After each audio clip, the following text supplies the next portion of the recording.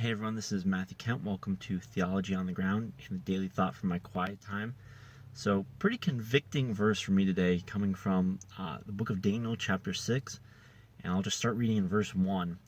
It pleased Darius, so this is the third king now that Daniel has served in his captivity.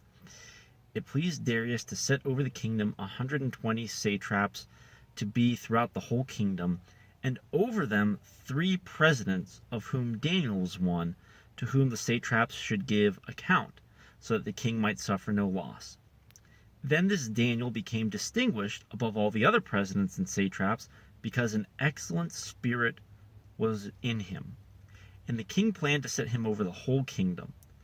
Then the presidents and the satraps sought to find a ground for complaining against Daniel with regard to the kingdom, but they could find no ground for complaint or any fault, because he was faithful, and no error or fault was found within him.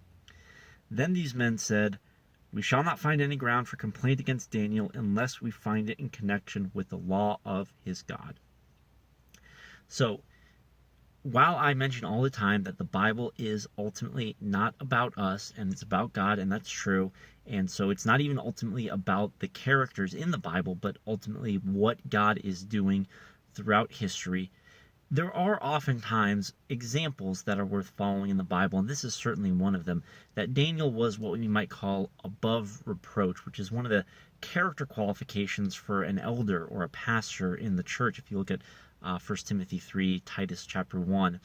And so the idea here is, in this world, we should be so transformed by Jesus Christ and by the love of God that we are able to stand above reproach. We'll fall short of this for sure, but the goal that we should be aiming for is, like Daniel, to be in a position above reproach where we are so respectable, so honorable, and doing so much good that nobody has a legitimate, genuine ground for complaint against us, and so they have to turn to a form of persecution or writing us off because of our faith in God, our devotion to Christ, because there just isn't anything else in our character, in our uprightness. So, one of the areas where the rubber meets the road for me personally today with this is just even here, I'm here on my lunch break at work. And how well today am I above reproach at work? Am I going above and beyond, going the extra mile, helping out my teammates, taking over a large share of the shared work, or am I shrinking back from that and letting laziness and just kind of wait out the clock mentality sort of take over? And, theoretically, I should be trying to provide good value to my employer and be above reproach in that regard.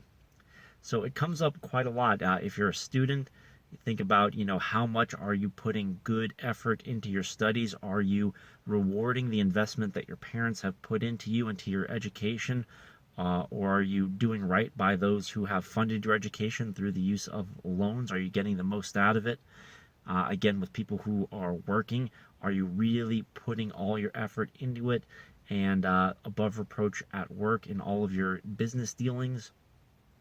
So this is very, very practical stuff for Christians that, hey, listen, we're all going to fall short in a lot of ways, and ultimately we're all forgiven, and ultimately the Bible's not about us anyway, it's about God, but we all want to be growing in Christ-likeness, and one of the ways that we can do that is by striving to become above reproach.